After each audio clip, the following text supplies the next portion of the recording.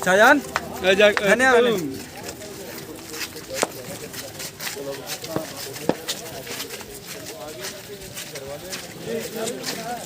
आंखें अभी भी दरवाजे पर राह तक रही होगी। वो माँ अपने बेटे की प्रतीक्षा में रातें जग रही होगी। उस माँ को अब ये कौन जाकर समझाएगा, तो सो जा माँ, तेरा लाल लौट कर नहीं आएगा। पूर्वी चंपारण के हरसिद्धि थाना क्षेत्र के गायघाट बड़ा हरपुर नहर पुल के पास सड़क हादसे में जान गंवाने वाले उस वीर सैनिक के मां को कौन समझाएगा कि सो जा मां, तेरा लाल अब लौट कर नहीं आएगा। उल्हा पंचायत के बरमसवा गांव के चंदन सिंह के बड़े पुत्र दीपक कुमार अनियंत्रित बस की चपेट में आने से इस दुनिया को अलविदा कह दिए। सरकार चाहे लाख नियम बना दे, उसे मानने वाला कोई नहीं, पर सरकार का भी काम सिर्फ नियम बनाना है। उसे कैसे लागू करना है, किस तरह उसको असरदार बनाया जाए, इसके लिए कोई दूरदर्शी योजना नहीं है। और इसी कमी की वजह से आए दिन सड़क दुर्घटना में लोग जान गंवाते हैं। और इसी वजह से बस चालक की लापरवाही की भेंट चढ़े हैं सेना के जवान दीपक कुमार। परिजनों के मुताबिक दीपक अपने ससुराल अपने पत्नी को लाने गए थे। पत्नी तो बोलेरो से घर पहुंच गई, लेकिन अपने पुत्र के साथ आ रहे दीपक सड़क दुर्घटना के शिकार हो गए।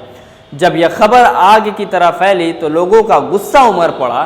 थाना अध्यक्ष ज्वाला सिंह तथा स्थानीय समाज सेवियों के द्वारा लोगों को समझा बुझाकर सैनिक के शव को पोस्टमार्टम कराया गया। आज उनके अंतिम क्रियाक्रम में आसपास के इलाकों से भारी भीड़ इकट्ठी हो गई। लेह में तैनात आर्मी जवान दीपक कुमार को भारतीय सेना के जवानों ने भी आखिरी विदाई दी। सेना के नियम के मुताबिक उन्हें तिरंगा उड़ाकर उनका सम्मान किया गया तथा उनको अंतिम विदाई दी गई।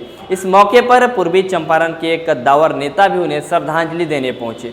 हरसिद्धि विधायक कृष्णनंदन पासवान के साथ हरसिद्धि के पूर्व विधायक राजेंद्र राम ने भी उन्हें अपने नम आंखों से विदाई दी। वहीं जिला परिषद अध्यक्ष पति गप्पू राय ने सरकार से परिजनों के लिए सरकारी नौकरी की मांग की। जवान के विदाई के समय सेना ने अपने पारंपरिक तरीके से उन्हें सलामी दी और उन्हें अंतिम विदाई दी। देखिए ये पूरी वीडियो।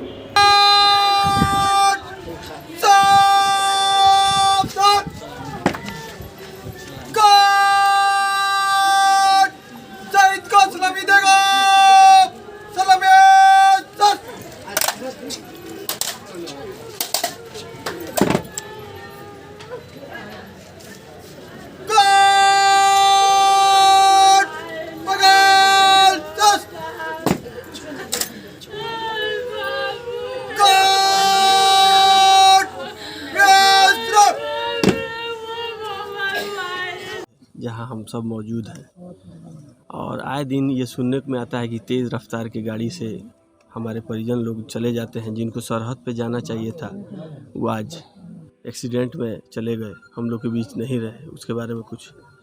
यह बहुत ही दुखद घटना है जी।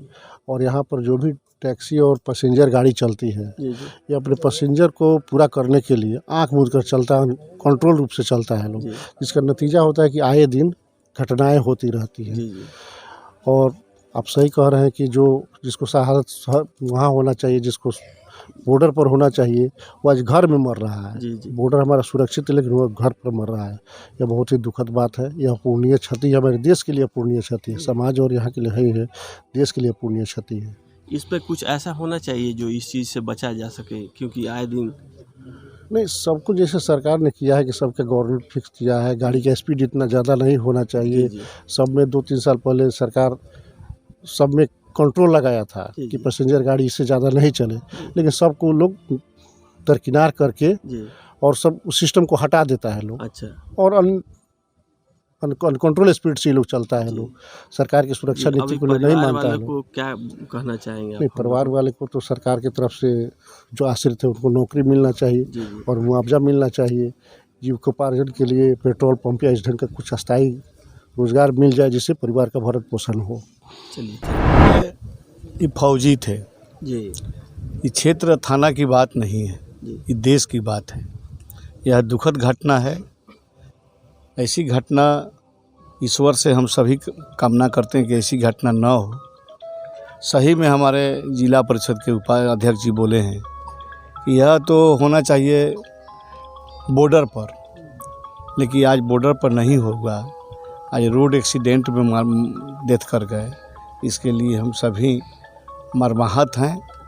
ऐसी घटना को सरकार तो कई नियमों का आदेश दे चुकी है कि भाई कम स्पीड में गाड़ी चलाना चाहिए, सावधानी से चलाना चाहिए, लेकिन होनी को कौन रोक सकता है। जी यह होनी है, होनी हो गया।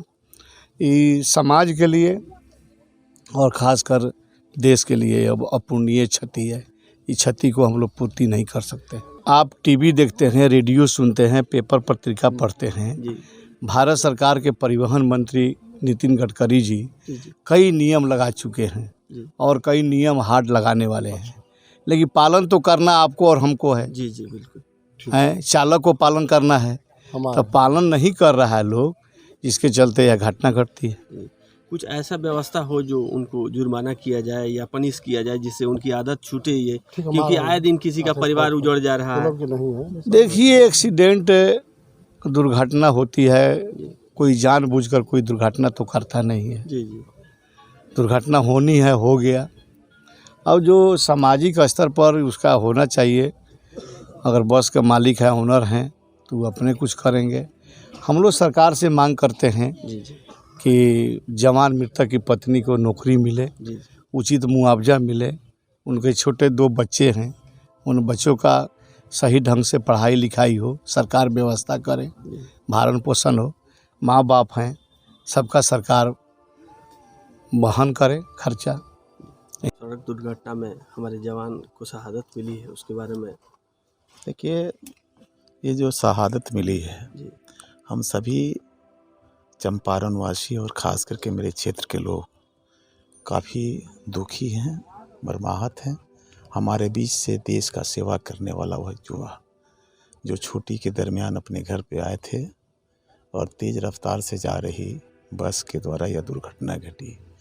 हम सभी काफ़ी मर्माहत हैं, दुखी हैं, और उन्हें उनके आत्मा की शांति के लिए हम पूरे विधानसभा और चंपारण वासी ऊपर वाले से कामना करते हैं और उम्मीद करते हैं कि सरहद पर हमारे लोग, जो हमारे आर्मी के लोग हैं, मिलिट्री के लोग हैं, प्रतिदिन मेरे सुरक्षा और देश की सुरक्षा के लिए लगे रहते हैं, तब देश के अंदर रहने वाले लोग सुरक्षित रहते हैं।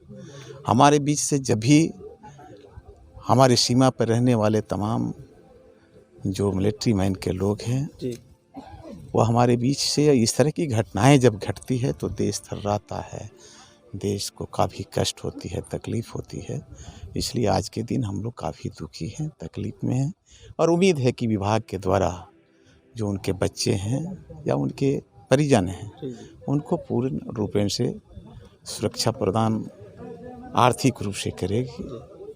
और आने वाले दिन में उम्मीद है कि जिस तरह हमारे धरती पे पैदा, इस चंपारण के धरती पे पैदा होकर के देश की सेवा के लिए देश के सीमा पर लगे थे, आज हम लोग के बीच नहीं रहे। हमें उम्मीद है कि विभाग के द्वारा जो भी सुविधाएं होगी राष्ट्र के आधार पर जो अनुमानित साधन होगी उसे सरकार निश्चित तौर पर मुहैया करेगी।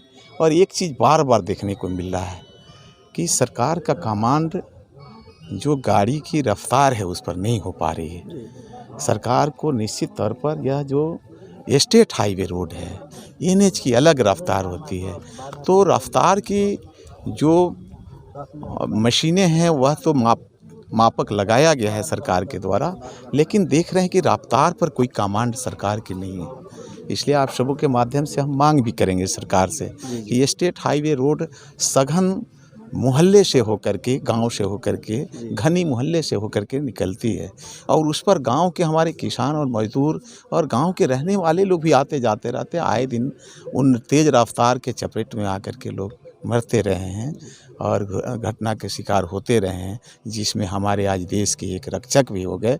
इसलिए हम सरकार से भी कहेंगे कि जो गांव घनी बस्ती के रास्ते से जो स्टेट हाईवे रोड जा रही है उस पर निश्चित तौर पर गाड़ियों पर रफ्तार पर कमांड करे सरकार। और इस तरह की जो घटनाएं घटी है और देश के हमारे रक्षक उस चपेट में आए हैं, तो निश्चित तौर पर सरकार को भी अपने माध्यम से उस परिवार को मुआवजा, विशेष मुआवजा की व्यवस्था करनी चाहिए और उस परिवार के परिवार इसकी व्यवस्था करनी चाहिए। अच्छा, स्थानीय पत्रकारों ने जवान के पिता से बात की। पिता बोलते बोलते भावुक हो गए, उनकी आंखों में आंसू आ गए। बस चालक की लापरवाही में अपने बेटे को खोने के गम में पिता के आंसू रुक नहीं रहे। देखिए पूरी वीडियो। कैसे बताएं, गए थे अपने पत्नी का विदाई कराने ससुराल में। वो बोलेरो से आ गई, पोता को लेकर के आ रहे थे। उधर से जो है गाड़ी आ रही थी, क्या नाम है उसका, माँ भगवती। और जो है इतना ना वो ड्राइवर रफ गाड़ी चला रहा था, नियंत्रण खो दिया अपना और मेरे बेटे को कुचल कर मुआ दिया। और मैं क्या कहूँ इससे आगे। और अब क्या सरकार से क्या कहना मांग करना चाहते हैं? सरकार से कहना ये चाहता हूँ कि मेरी पोतो जो है ग्रेजुएशन किए हुए है, वो तो सरकार से यही कहूँगा कि ग्रेजुएशन किए हुआ है तो उसको कहीं सरकारी सर्विस दिलाया जाए, जिससे उसका प्रतिपाल हो सके। 2 ठो बाल बचा है उसको, उसका प्रतिपाल हो सके। हम लोग बूढ़ा बूढ़ी, हमारे बाबूजी हैं, वहीं आधार है हम लोगों का। 1 ठो बेटा ये सर्विस कर रहा था, यही आधार है। तो मान लीजिए एक आधार चला गया तो दूसरे आधार जो है खड़ा कर दे सरकार, यही मांग है हमारा। अच्छा, वो बच्चा को भी चोट लगा था, उसका क्या हाल है अभी? ठीक है, ठीक है, चोट लगा था पैर में जी। ये शहीद को कितने बच्चे हैं? 2 बच्चे हैं। अच्छा, एक लड़का एक लड़की। और कितना उम्र है दोनों की? लड़कवा का उम्र 3 से 4 साल लगभग जी, और लड़की जो है 12 तारीख को हुई है। अच्छा जी, इसी 12 तारीख को? हाँ, इसी 12 तारीख को, उसी छुट्टी में आया था घर पे। जी जी, तो आप कुछ कहना चाहेंगे? जी मैं यही कहना चाहूँगा कि इनका खर्चा सरकार उठाए, उनका नौकरी बच्चा को पढ़ाए। जी, आई बाबू को भी चोट लगा है? हाँ सर, देख सकते हैं आप, दिखाइए तो। पैर में भी हाथ में भी। क्या नाम है आपका बाबू? दिव्यांग कुमार। अच्छा, पापा के साथ आप थे? क्या हुआ था वहाँ पे?